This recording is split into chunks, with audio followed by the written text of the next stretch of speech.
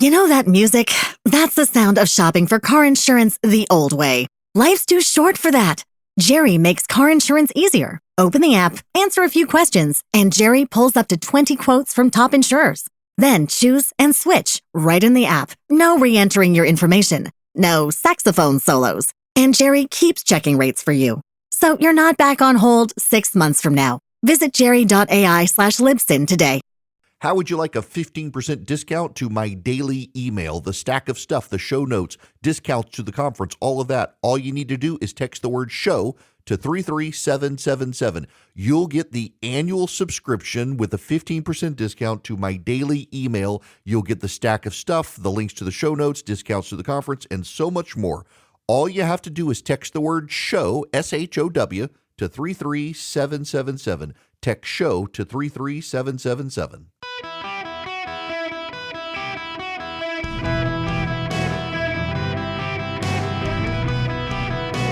Welcome to the Erick Erickson Show podcast, Hour 1. Ladies and gentlemen, boys and girls, welcome. It is Erick Erickson here. The phone number 877-973-7425. Should you wish to be on the program, I would be very delighted to have you with me.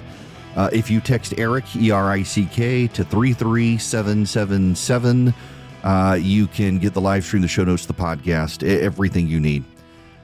We have several things we need to talk about out of the gate. One is Alexandria Ocasio-Cortez lying about the National Defense Authorization Act, claiming we were merging our military with Israel.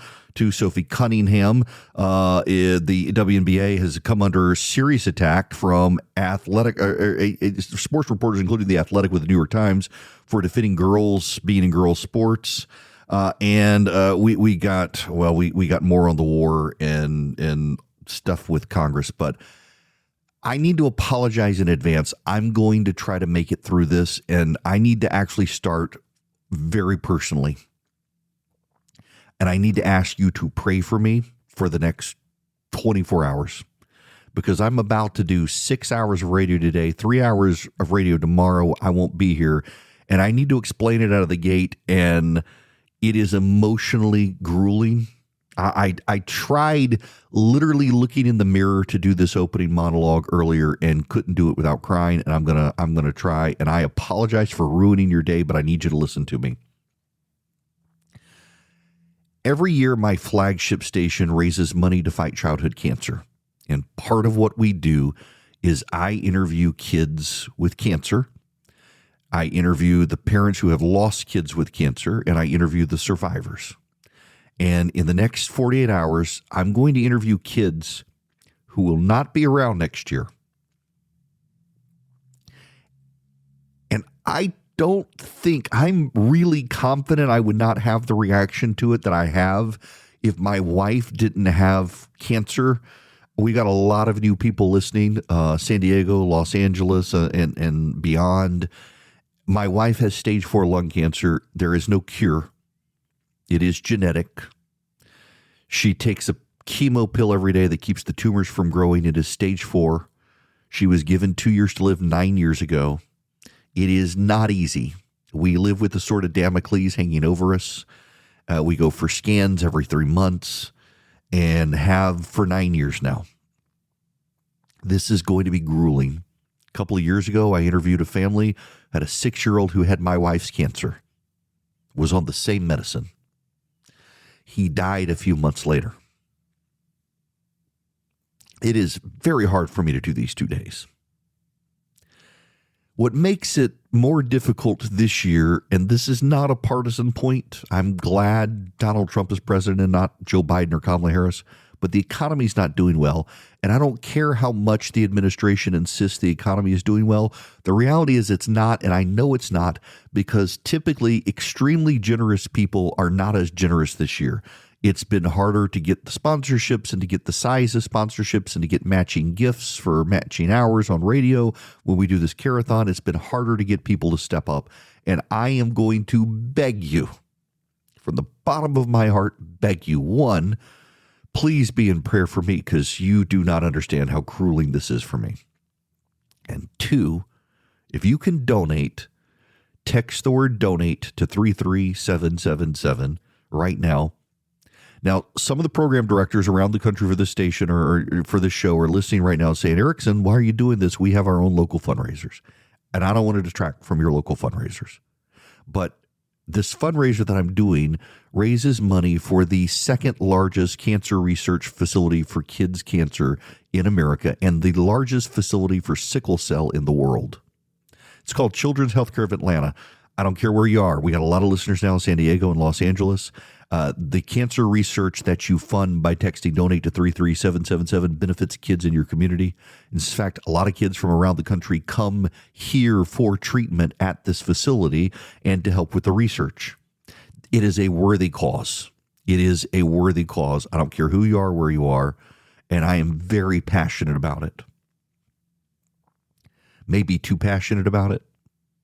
I really don't like doing it because of the emotional wreckage that it causes in my life. I mean, y'all, and I'm sorry to be that way. I shouldn't be, but it's just I meet kids who have my wife's cancer, and they're not going to be here next year, and my wife is, and I'm so thankful. And I see what people are going through, and I don't want to go through that with my wife. We've been very, very blessed. So we've struggled. We've had a lot of problems, but we've been very blessed compared to some. And it's also so heroic to see. I've met kids who have donated bone marrow to save the lives of their siblings.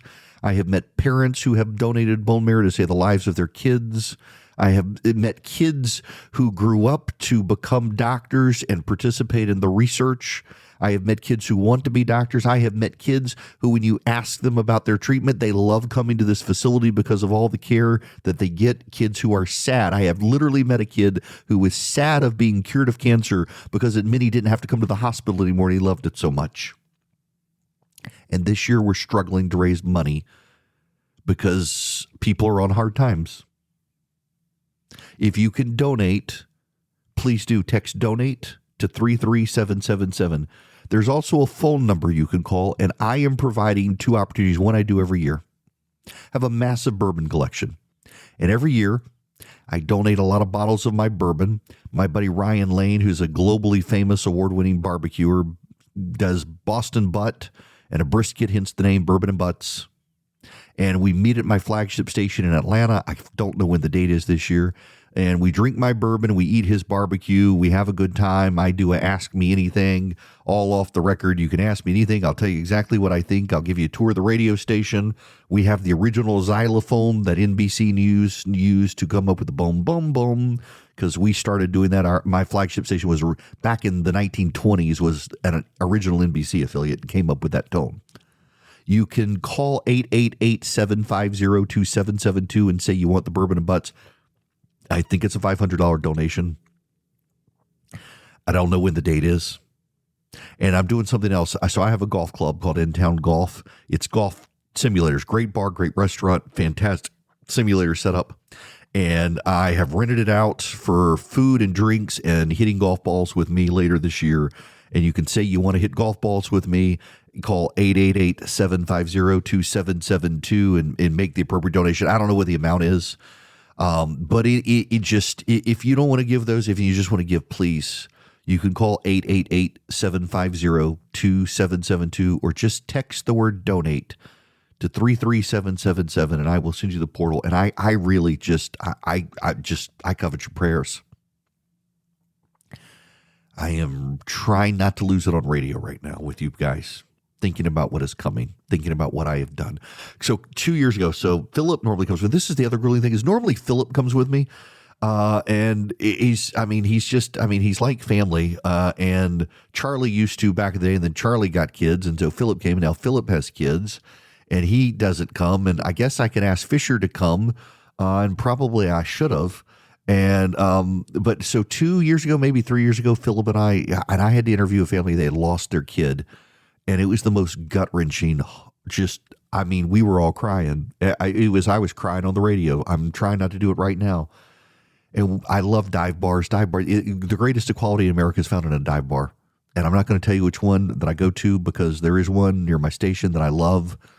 And I will go sit there after this is over and have a beer by myself because Philip's not with me because, well, he decided he and his wife decided she wanted kids and now he can't travel as much. Well, we sat there 2 years ago, and I didn't make eye contact with anybody. I didn't talk to anybody, not even Philip. He, of course, gets margaritas because he's a teal guy. I just got a Yingling, a beer. And I sat there in silence, and I drank that beer. And the bartender put a second one down and just looked at me and said, "Baby, we all heard that." Just like, my gosh, I fell apart at the bar.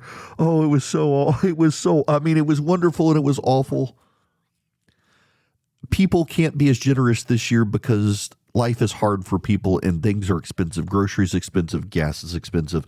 I can't tell you what it does for the families today and tomorrow as I'm interviewing them, for them to hear the phone ring and to hear the bells ring when they get a big donation. It is you in spirit with them saying, I support you and I support the cause and I support the mission.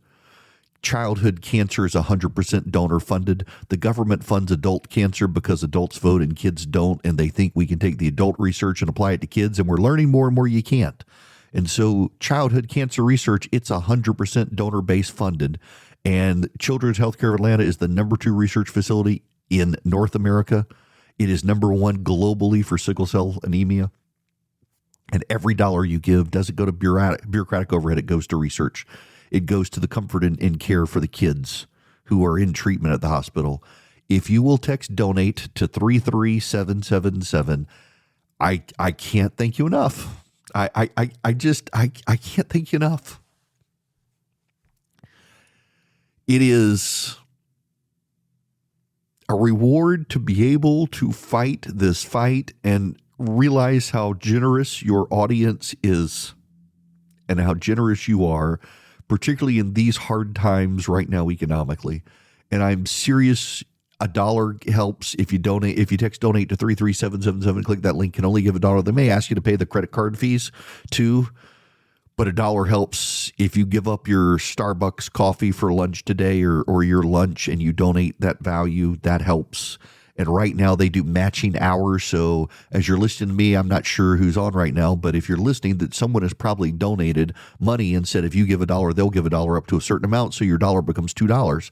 Your $5 becomes $10. And all I can do is thank you.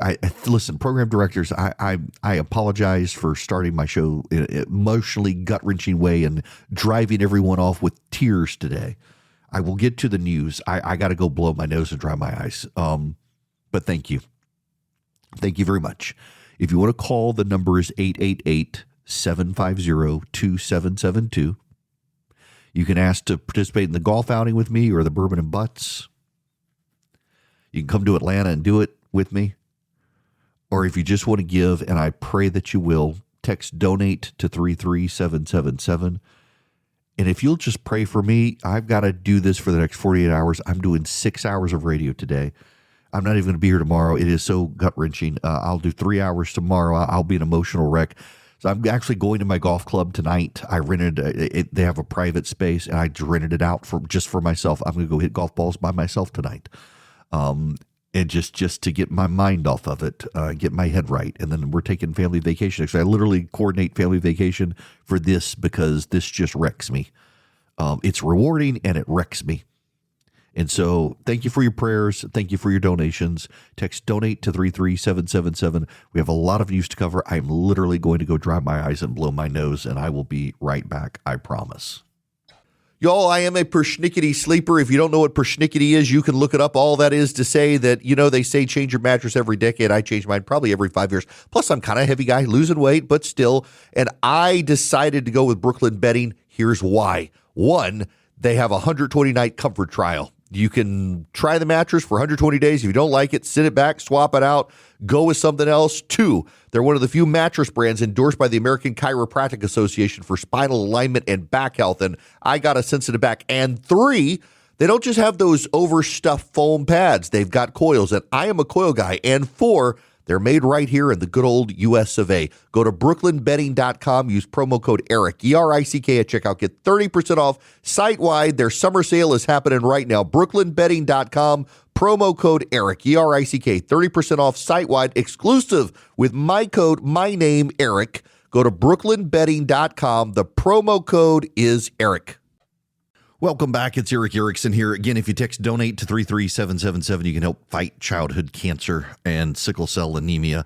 I gotta move into the headlines of the day and get my mind away from the rest of this. Alexandria Ocasio-Cortez began a lie yesterday that was circulated by other anti-Semitic members of Congress and the Progressive Squad that the United States and Israel are merging their militaries, which is absolutely garbage. At the same time, the Republicans have not pushed back on this as aggressively as they should. Now, this is the National Defense Authorization Act. I mentioned yesterday that you've got to renew the authorizations and appropriations for the military every 2 years under Article 1, Section 8 of the Constitution. What is actually happening here is not merging the United States and Israel, but it's coming up with a joint technology fund because Israel tends to be more technologically proficient and move faster than we do. And so just like the Ukrainian drone program, where the Ukrainians are head and shoulders above us in funding drone technology, Israel is head and shoulders above us in funding a lot of military technologies. And so we want to be able to take American dollars, Israeli technology, and find ways to take their genius inventions and make it work for us and them concurrently. It's a great idea. Of course, Alexandria Ocasio-Cortez doesn't want us to be militarily proficient and adept, and so she's lying about it. And the Progressive Squad is that they always lie about Israel. They never hesitate to lie about Israel. And in this case, they're lying about the United States government, and they're lying about the Defense Department and what the Defense Department is actually doing. And it's just shameful. It's just shameful to see this situation where the government of the United States is trying to learn and adapt and be more efficient, and the Democrats are lying and trying to make it some sort of Jewish plot. I'm really appalled that it's members of Congress. I'm not surprised that it's members of Congress doing this. I'm not surprised at all.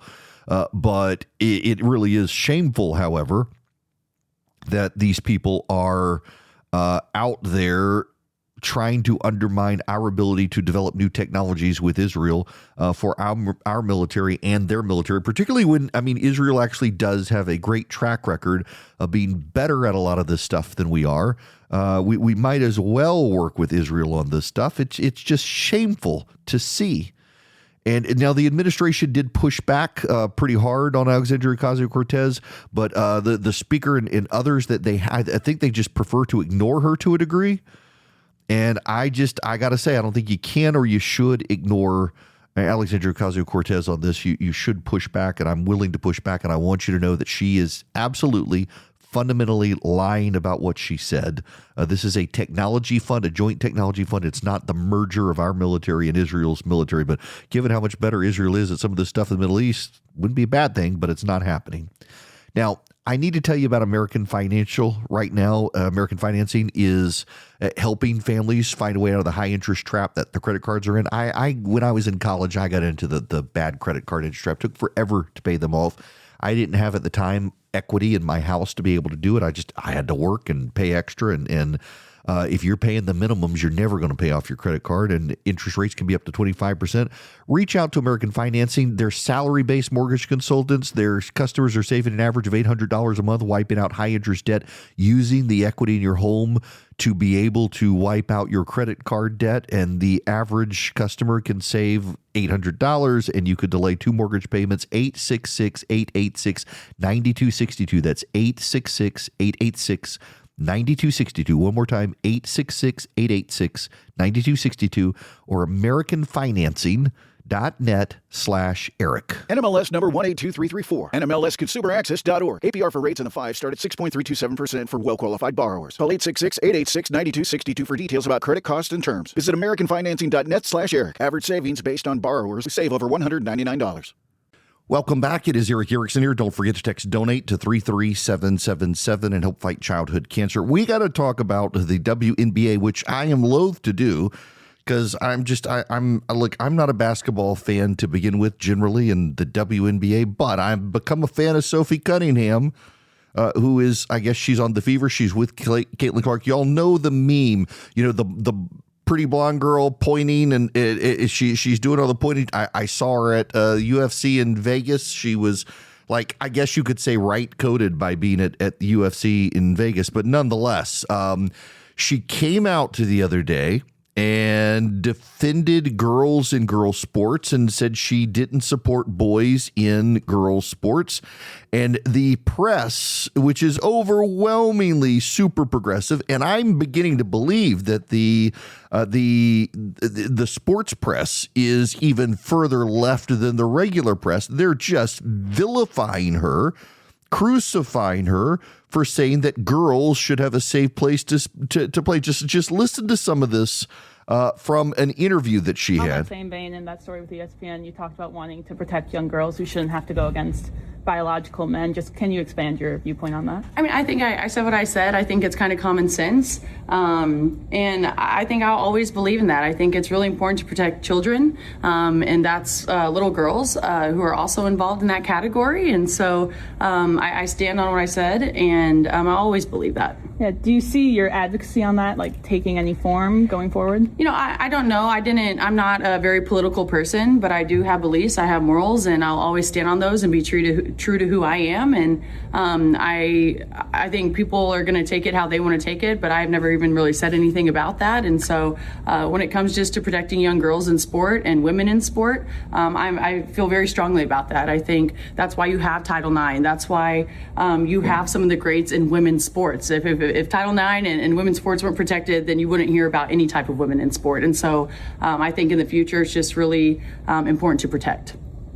Do you think, I guess, along the line like that, it goes against perhaps, some people might say, hey, for the trans community, this could be something that could come back on us or be targeted against us. Like, how do you, I guess, view that sort of critique? You know, like I said, I extend love, and I don't dislike anyone. Like, I think there is room for absolutely everyone here, and I think there's room to love everyone. And I truly think when you get people in the same room and you have conversations, you actually have a lot in common with a lot of people. And so I'm there to love, but I'm also there to love biological women, and I think that there are rights that need to be protected. And like I said, I'm going to stand true to that. I'll never falter in my beliefs in that. But now, I'm going to stop this there, but you need to know this goes on for 4 more minutes of members of the press grilling this woman for saying that girls should have a safe place to play sports. By the way, the Supreme Court of the United States agrees with her. Now, it gets better, though. There is this woman, Nancy Armour. You will remember Nancy Armour. You may not remember her name. She is the sports columnist at USA Today. Remember when USA Today was a normal publication? Nancy Armour is their sports columnist, and Nancy Armour's nuts. She's one of those hyper progressive white women who feels guilty about being white. So Sophie Cunningham plays with the Indiana Fever, as does Caitlin Clark, and I gotta read you some of this column now. Let me set the stage here for you. Nancy Armour is the woman who, when COVID shut down America and football came back, she blasted the SEC for daring to bring football back, causing more injury to the players than through COVID than just through football. The woman is a wackadoo progressive. She holds these insane views. And now there's this column in USA Today. Indiana Fever all-star Caitlin Clark and her enablers must take the rest of us for idiots.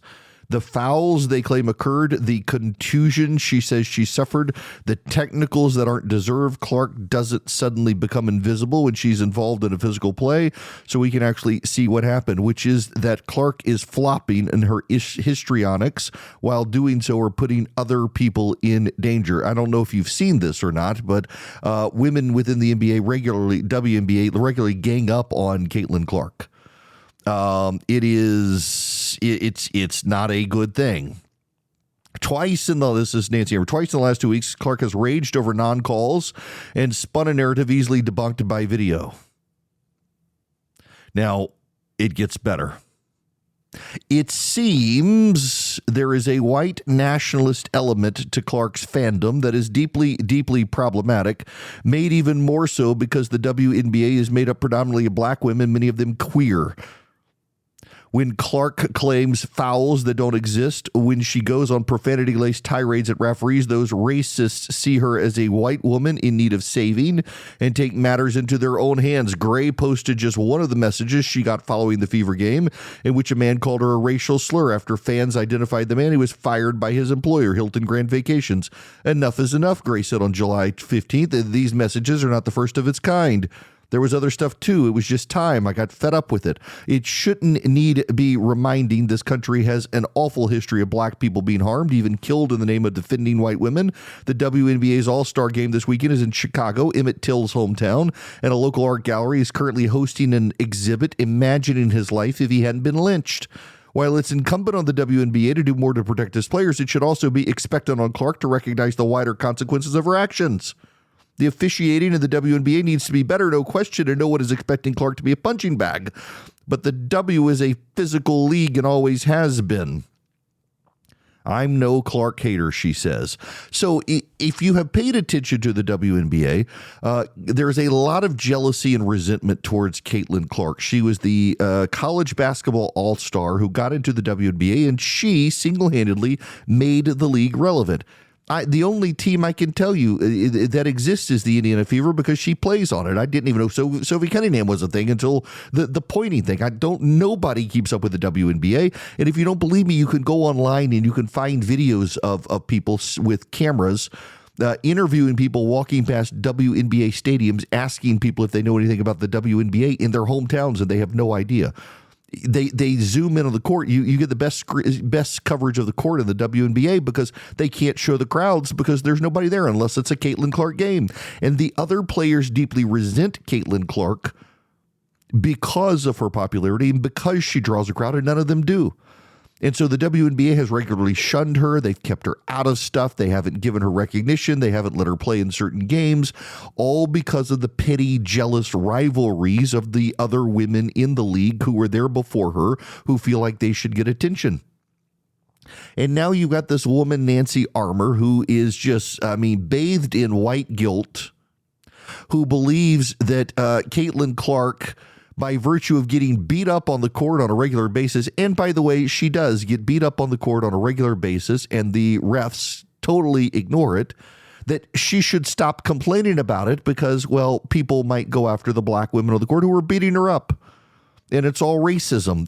These people are insane. Sports reporters in America are nuts. ESPN just went through a bunch of layoffs. They are going to pay $60 million to Pat McAfee to take his show. It's the most watched show on ESPN. It's the most watchable show on ESPN. And they've started now laying off a number of people within ESPN who have been the racial and trans grievance mongers. It's truly bizarre. By the way, Emmett Till, you should know, was killed in Mississippi, not Chicago. According to, I don't think Nancy Armour realizes that, but nonetheless, I digress. You've got the attacks on Sophie Cunningham because she has defended women. You have the attacks on Caitlin Clark for daring to defend herself. You've got the racial obsession of these people. Your local sports reporter on TV, or even in your local paper, they're a pretty normal person. They like sports. They lucked into a job probably where they get to cover their passion of sports. Kind of like me. I love doing what I do. I got a dream. This is not work for me. This is fun for me. It's chagrin to my family sometimes that they think I love my work more than them. I don't, but I love what I do. It's your local sports reporters that way. The national people, though, that they lose their minds. They conform to the hive mind bubble. They get their jobs because they're the hive mind bubble, and they can't relate to anybody, and it just becomes a trash product. Clay Travis, who he may be a competitor in radio, but the guy knows sports better than me, and he should be the CEO of ESPN, frankly. And he has for years been calling them out for their left-wing bias. And he's right. And I think Disney is finally cracking down on them because it's been absolute garbage coverage on ESPN. I have people at ESPN have gotten to be friends of mine. And we exchange messages. And they tell me horror stories of being at ESPN. One is a devout Christian. And he has to watch himself in the office. One of them made sure to wipe off the ash on his forehead from Ash Wednesday before he went to the office because he knew what he would be in for and the number of people who would claim that he was intimidating them in the office by virtue of having that on his forehead. True story. And ESPN in the last 24, 48 hours has started laying off some of the big troublemakers. And that's not a bad thing. The signs are there that reform is needed at ESPN, and maybe it's coming. And by the way, they're not paying, just so you all understand, they're not paying Pat McAfee $60 million. He's not an employee. He has a show, and they buy his show for $60 million. And with that $60 million, Pat McAfee pays for the location, pays for the technology, pays for the staff, pays himself, pays some of the people. For a while there, he was paying some people to be on with him regularly, covers all of his costs with that $60 million. It's not going to him. It's a production. They're paying for the production. And people are furious that they've laid off a couple of hyper-woke black employees at ESPN who were dragging the network down. Remember, what's her name? Jamel Hill. They finally got rid of her, and people were upset about that, screaming racism. It's just absolutely nuts to me. By the way, a buddy of mine just texted me and reminded me, Nancy Armour, I played the clip for you, was also the woman who went on CNN talking about the World Cup and how she was surprised that Europeans liked the United States. She was surprised that they were coming here and deciding they liked the United States. That's the woman. Yeah, I wonder if I can find that clip. Nancy Armour is the insane woman who goes on CNN and talks about sports and is hyper progressive, and she, doesn't seem to get that maybe most people aren't as wackadoo progressive as she is. And I don't think she's going to be able to get a clue on this stuff, to be honest with you. It's unfortunate that we live in a day and age where we are guided by, commented on, covered by people who hate the United States, who are racked with guilt because of the color of their skin. It's been really weird to me to watch the number of people out there who just can't process that most Americans aren't as progressive as they are. And on top of that, they really genuinely disdain the average American who does not share their progressive values. And they infuse that disdain in everything they do, including their coverage of sports, where because these people have no God except politics, they drag politics into sports coverage and just pollute the coverage of the product. And they can't understand why their ratings are down. Good for Sophie Cunningham for standing up for women in sports, and good for Caitlin Clark for defending herself, and shame on these reporters, all of whom need to be put on the unemployment line. This hour of the program brought to you by Van Allen Golf, vanallengolf.com. I'm going to my golf club tonight, and they've got a putting green out. I'm going to take my putter. I'm going to get a cigar, and I'm going to use my Van Allen golf putter and just putt and decompress and relax. And you can go to vanallengolf.com, get one as well. Text golf to 33777. Y'all, I love my daughter. My daughter is 20. She wanted to be in engineering, and then she decided she didn't want to fight calculus. So she moved into accounting and finance and decided, I don't really want to do accounting. I like finance. I think I want to go to law school. Several of her professors have encouraged her to go to law school. And she'll be a junior this year in college. Well, she's attending a week-long seminar at University of Maryland for the Foundation for Economic Education, which is a free market group. And she texted me this morning, and she says, Dad, is post-liberalism, communism, socialism made cute? And I was like, oh my gosh, thank you. I am so glad that you realize this, because you have all these people on the right who talk about post-liberalism. And they're now running from some of their prior controversial statements about post-liberalism. J.D. Vance has called himself a post-liberal, but a lot of post-liberalism comes from these deep thinkers who just hate what the founding fathers did. This is from Adrian Vermeule at Harvard. What comes after the Madisonian regime of liberal legalism and the separation of powers? Our answer is a new political order in which government is centered on the executive. By virtue of ought implies can, it is useless for liberal legalists to bemoan the decline of legal restraints on the executive. Long-term economic and institutional forces, more generally, as Schmitt, that's Carl Schmitt, observed, the rapidity of change in the policy-making environment and the institutional incapacity of legislatures and courts to supply the necessary policy adjustments make executive governance inevitable. The only useful response is to think about how executive government can be improved, and we offer prescriptions for making executive government more credible and more responsive to public opinion. After liberal legalism and the decline of the separation of powers, executive government is not despotic, but it is or can be popular and broadly credible among the citizenry. The aim of legal theorists in this new world should be to help make it more so, to act as midwives to the post-liberal order of executive government. In other words, they want a dictator. They want a dictator. That's Adrian Vermeule. He's one of the leading thinkers of post-liberalism. And who is Carl Schmitt? Carl Schmitt was a Nazi theorist. And he is citing Carl Schmitt, a Nazi theorist, as someone. And I got a bunch of, I know some credible people are like, no. It's post-liberal is not a rejection of the principles of American founding. It's a rejection of the 20th century reinterpretation of it by the small L liberals who took over the American right. The founders believed in the common good.